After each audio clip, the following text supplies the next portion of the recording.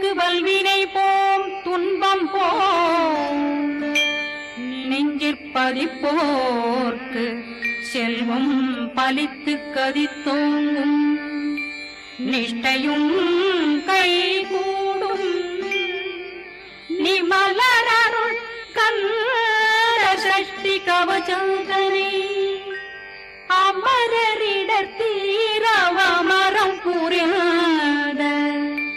குமரனடி நெஞ்சே குறி